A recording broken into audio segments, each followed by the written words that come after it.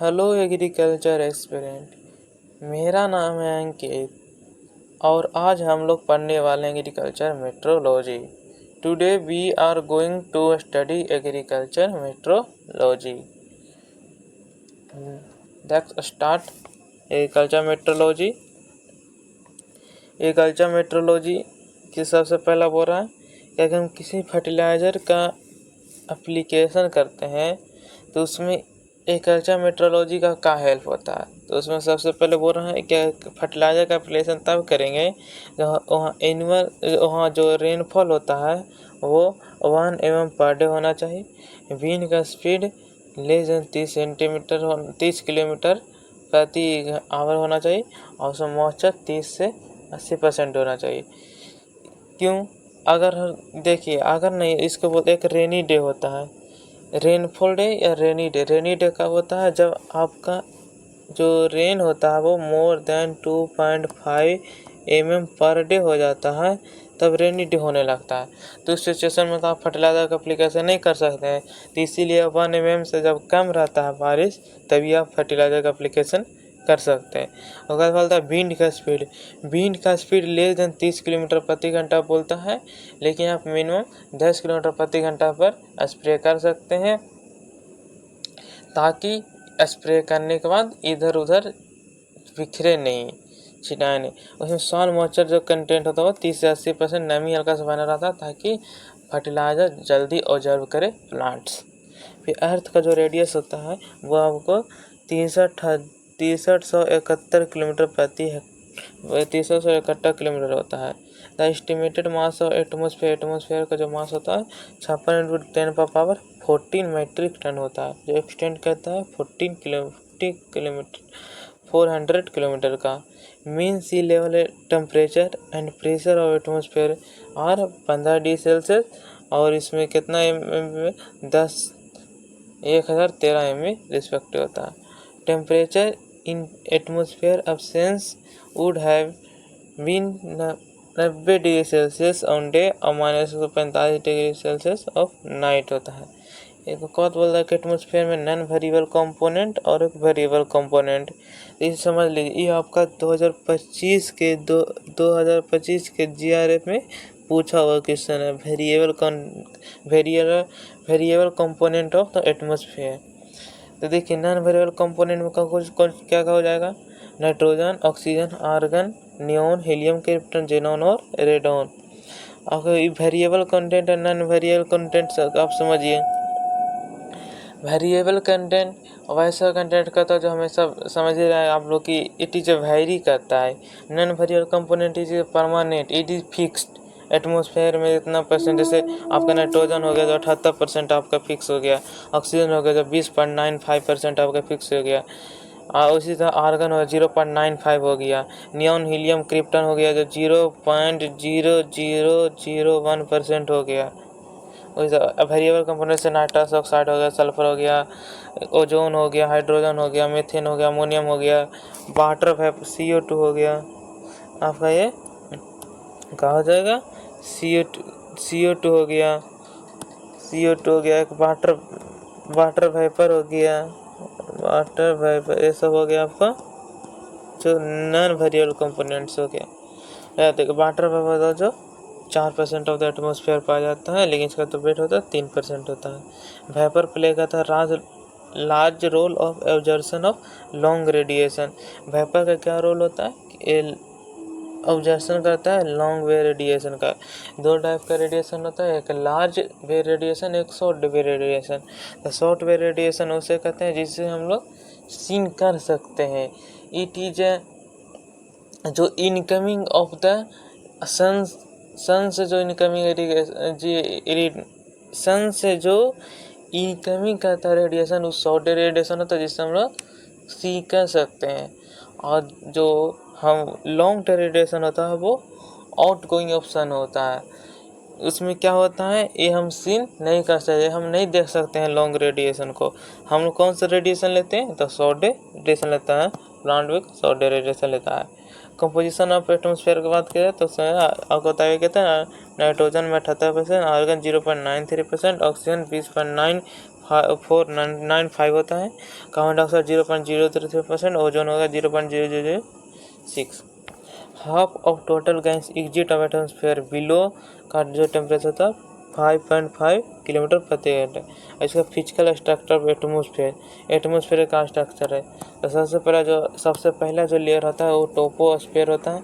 सबसे पहले लेयर के बाद क्या, तो लेयर यहाँ पर समझ लीजिए 1 2 3, ये हो गया आपको ट्रोपोस्फेयर, ये हो गया स्ट्रेटोस्फेयर, ये हो गया आपको मेसोस्फेयर, ये हो गया आपको एक्सोस्फेयर, इसमें आइनोस्फेयर ये सब होता है।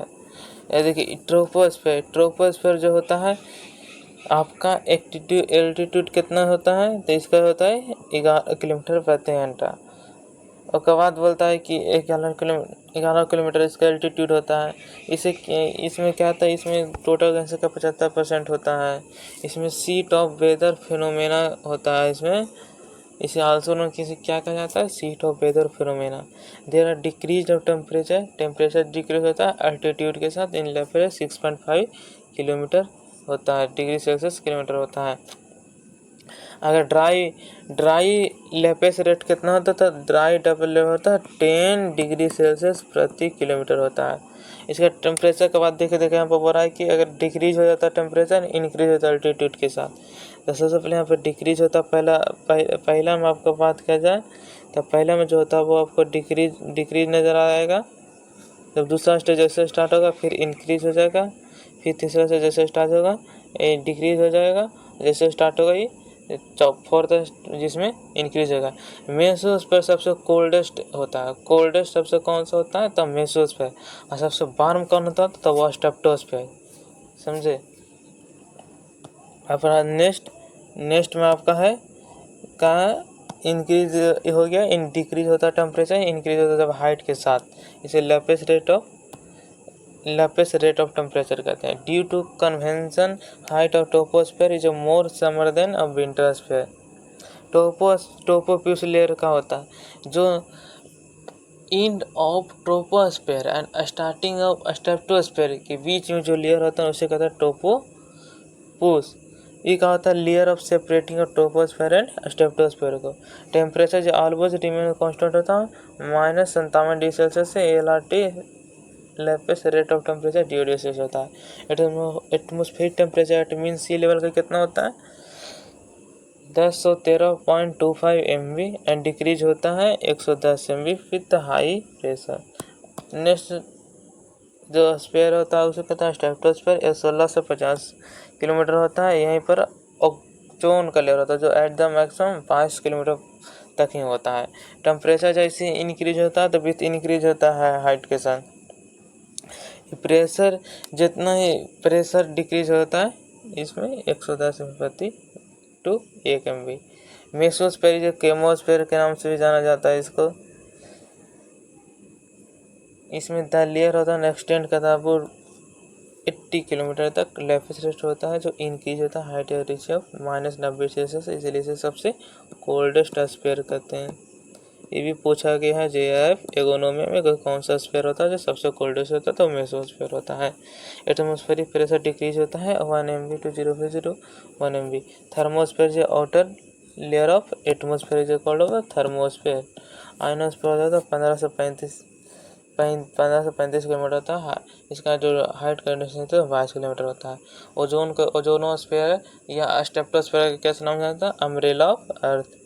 क्यों अम्ब्रेला ऑफ अर्थ है, क्योंकि जो सन से जो निकलने वाले जो UV रे है उसी से प्रोटेक्ट करता है हमें स्ट्रेटोस्फीयर, इसलिए इसे अम्ब्रेला ऑफ अर्थ कहते हैं। आइनोस्फीयर होता है जो एक्सटेंड करता है 10 से 300 किलोमीटर तक। इसे आंसर को Kennelly Heaviside. It is important for transmission of airways longer distance के लिए। एक्सोस्फीयर जो 500 से 750 किलोमीटर होता है। अब बोलता है कि वेदर क्या है। वेदर एक ऐसा फिजिकल कंडीशन या स्टेट एटमॉस्फेयर होता है जो पार्टिकुलर टाइम एंड स्पेस पर होता है। क्लाइमेट क्या है, climate is average condition of weather and place. Altitude क्या होता है, तो एल्टीट्यूड में लैटिट्यूड क्या होता है, तो लैटिट्यूड में होता है एंगुलर डिस्टेंस होता है प्लेस का। इक्वेशन होता है हॉरिजॉन्टल डिवीजन होता है अर्थ का, इट इज कॉल्ड लैटिट्यूड। इसका जो यूनिट होता है डिग्री मिनट सेकेंड होता है। अगर टेम्परेचर डिक्रीज होता है तो इंक्रीज होता है लैटिट्यूड। एल्टीट्यूड क्या होता है? तो height of place for sea mean level, unit of metre. Atmospheric pressure and air temperature decrease with decrease of latitude. Wind wet side of the receive more rainfall will leeward of the side of less rainfall। Earth and relation of किससे relation होता है? Nebular hypothesis theory से होता है। Distance सन से अर्थ का कितना distance है? तो 1.5 इंटू 10⁸ किलोमीटर है। स्पीड ऑफ सन लाइट का कितना होता है? 1.86000 1,86,000 मिली पर सेकेंड। एक अगर सन जो उसका 8 कितना सेंटीमीटर लगता है तो आपका 8.3 मिनट्स लगता है। एवरेज टेम्परेचर कितना होता है सन का? वो आपको 5538 डिग्री सेल्सियस। उसका जो एनर्जी होता है 4 into 10⁻27 calorie per minute. Composition of sun का मास होता है 3,30,000 time of the earth. Hydrogen कितना परसेंट होता है सन में? 80%। हीलियम 17%। ऑक्सीजन 3% होता है। डायमीटर सन का कितना होता है? 13,92,000 किलोमीटर। अर्थ कितना किलोमीटर डायमीटर होता है? तो 12,740 kilometre. West east complete the rotation of 24 घंटा।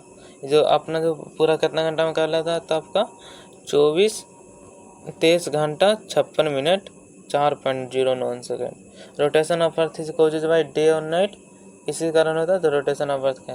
इंडियन मेट्रोलॉजिकल डिपार्टमेंट कहाँ है? तो पुणे में। सबसे पहले इंडियन मेट्रोलॉजिकल डिपार्टमेंट 1875 ईस्वी में आपको कलकत्ता में हुआ था। फिर उसके बाद यहाँ से कलकत्ता से वो शिफ्ट हो गया शिमला में।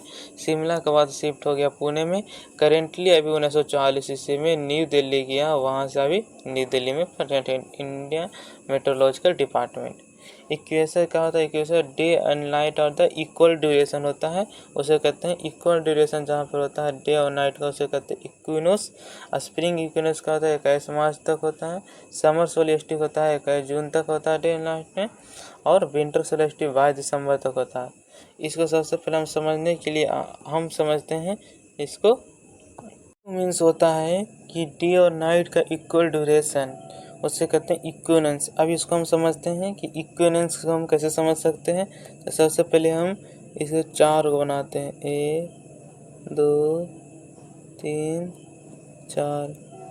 इसको हम बनाते हैं ऐसे का डायरेक्शन देते हैं, इसको हो गया। अब हम इसको बताते हैं कि इसको हम कहें 4 को फिर बनाते हैं, सॉरी 2 3 4। इसको डायरेक्शन देते हैं भाई, डायरेक्शन देते हैं, डायरेक्शन दे दिए। अब इसको समझते हैं। सबसे पहले यहाँ पर क्या होता है? यहाँ पर आपको साइड में लिखना है, ऊपर में जो होता है वो नॉर्थ होता है, नीचे आपको पता है नीचे साउथ होगा। ऊपर में नॉर्थ होगा, नीचे में साउथ होगा। ऊपर में नॉर्थ, नीचे में साउथ, नॉर्थ साउथ। समझ गए? यहाँ से आपको स्टार्ट करना है। यहाँ से आपका होगा 5 दिसंबर DC। उसके बाद 5 दिसंबर के बाद कौन सा आएगा? 23 सितंबर, 21 जून और 21 मार्च। आपको ऊपर वाला लेना। ये जो हो गया आपका, ये विंटर हो जाएगा। विंटर के सीज़न में आपको देखते हैं दिसंबर आ जाएगा। समर वाला में आपको आ जाएगा जून। ये आपको ऊपर वाला लेना है। तो ऊपर कहाँ आ गया? इसमें जो होता है इसमें ऑटम हो जाता है, ऑटम। इसमें जो होता है स्प्रिंग होगा। अब इसमें ये बताइए, इसमें अगर पूछेगा कि विंटर का नॉर्थ स्फीयर का कितना होता है, तो विंटर का नॉर्थ स्फीयर का हो गया। अब विंटर का ऐसे पूछेगा कि साउथ का नॉर्थ स्फीयर कितना हो गया, तो 21 जून लॉन्गेस्ट डे। अगर ये समर का साउथ का कितना होता है, तो 22 दिसंबर होता है। उसी पर विंटर का जो पूछेगा तो ये हो गया आपका विंटर कितना हो गया। विंटर यहाँ से चलेगा तो 22 दिसंबर हो जाएगा। ये नॉर्थ वाला यहाँ चला आएगा, ऊपर है तो नॉर्थ, तो हो जाएगा विंटर का। अगर पूछेगा कि विंटर का नॉर्थ हेमिस्फीयर का कितना सोलिस्टिक होता है, तो ये हो गया आपका 21 जून। समझे। टेम्परेचर डिक्रीज और hotness of cold, Galileo's invented by thermometer. Unit जो होता है आपको temperature degree Celsius, Fahrenheit, Kelvin, Romer होता है। और सी पर 273 होता है, CO2 C/9। थर्मल लैक्स किसे कहता है, जब maximum amount of solar radiation receive होता है 12 PM, but the maximum temperature is recorded between the 2 से 4 PM is also thermal lags. उसका बाद बोला thermal gradient, the rate of change of temperature with horizontal distance is also know thermal gradient. Isotherm क्या होता है, line of the weather map भी join place of the equal temperature. Isotherm lapse rate, the rate of temperature is decrease with increase of height, height के साथ इसका temperature decrease होता है। Laplace कितना होता है, तो 6.5 kilometre degree Celsius. Dry adiabatic lapse rate कितना होता है, the rate of temperature decrease a rise for expanding dry air parcel is equal dry adiabatic lapse rate कितना कहते हैं, 10 होता है या तो 9.8 डिग्री सेल्सियस प्रति किलोमीटर होता है। स्टैंडर्ड कितना होता है, तो 4 डिग्री सेल्सियस किलोमीटर प्रति घंटा। टेम्परेचर इन्वर्जन क्या है, increase in temperature with increase in height, उसे कहते हैं टेम्परेचर इन्वर्जन। इसमें इंक्रीज होता है temperature with increasing of height के साथ। रेडिएशन क्या आता है, रेडिएशन होता है ट्रांसमिशन होता है एनर्जी का form electromagnetic waves of the radiation. Radiation is the transmission of energy in the form of electromagnetic waves. Turbulent heat energy, the combination of conduction and convection heat is atmosphere is called turbulent heat exchange। Wind क्या होता है, अगर air motion करता है horizontal में तो उसे कहते हैं विंड, अगर वो वर्टिकल मूवमेंट करता है तो उसे कहते हैं एयर करेंट्स। आइसोथेस मतलब क्या होता है, आइसो मैंने इक्वल और थेस मैंने विंड स्पीड, यानी इक्वल विंड स्पीड होता है तो उसे आइसोथेस कहते हैं। अगर डायरेक्शन फॉर विंड ब्लो होता है जनने का तो उसे विंडवर्ड कहते हैं, डायरेक्शन फॉर विंड ब्लो होता है उसे कहते हैं leeward. Instrument use for wind velocity को जो मापता है उसे कहते हैं एनीमियोमीटर। रॉबिन्सन का पिरोमीटर या लेल्ट का एनीमियोमीटर। एनीमियोमीटर तो रिकॉर्ड करता है विंड डायरेक्शन का विंड वेलोसिटी को। Showing of direction is wind anemoscope and wind vane is use करता है। इक्वेशनल लॉ क्या कहता है, due to greatest heating and expansion at the equator causes by air creating low pressure belt is a doldrum reverse is called a subtropical. India position is situated southwest trade of windward. Cyclone is also known low depression हो गया। Velocity of wind का cyclone का 34 कनोट्स हो गया। एक कनोट हो रहा होता है 0.5148 मीटर सेकेंड और या तो 1.85 किलोमीटर प्रति आवर। ह्यूमिडिटी क्या होता है, water vapour present in atmosphere is called of humidity. Must of water vapour content होता है 500 MB से 55-74 MB हाइट। रिलेटिव ह्यूमिडिटी बराबर क्या होता है, actual quantity of water vapour present in the given volume of air but maximum amount of water vapour same volume air. Humidity क्या होता है, हाइग्रोमीटर या तो एसम फिजियोमीटर कहते हैं। कंडेंसेशन क्या था, वैसे प्रोसेस जिसमें वाटर वेपर कन्वर्ट होता है वाटर में उसे कहते हैं कंडेंसेशन। सब्लिमेशन क्या होता है, water vapour directly converted in ice में उसे कहते हैं सब्लिमेशन। ड्यू क्या होता है, तो ड्यू जो होता है deposition of the water vapour in the form is called of the due हो गया। ड्यू जो मापा जाता है आपको वो आपको ड्रोसोमीटर से मापा जाता है। ड्यू किसके थ्रू मापा जाता है, तो ड्रोसोमीटर से। ड्रोसोमीटर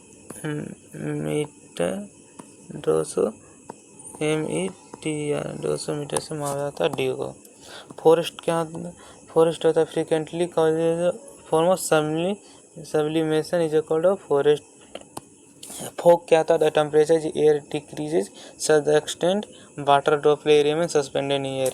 मिस्ट क्या होता है, the less dense of fog. Rime क्या होता है, ice for the windward of side. Smoke क्या होता है, स्मोक प्लस डस्ट वाला फॉग को मिलता है smog. Rain drop 5 mm size होता है, triple dough less than 0.5 mm होता है। लिक्विड फॉर्म होता है रेन ट्रिजल ऑफ स्नोअर सॉलिड फॉर्म होता है स्नो एंड हेल। सील्ड होता है हेलियोस्टोम का हो गया। स्नो का जो मेजर करता है स्नो गैजेट के थ्रू मापा जाता है। Hail fall is cumulonimbus clouds. Rainfall जो क्या होता है the quantity of water falling of unit area or surface is a specific time it is called of the rainfall. Rainfall क्या होता है quantity of water falling on unit area of or surface in a specific time. Rain received for cyclone is called cyclonic rain. Rainy day कई का बताया जाता है कि जो रिकॉर्ड होता है कि more than per day 2.5 mm से होता है तो उसे रेनी डे कहते हैं।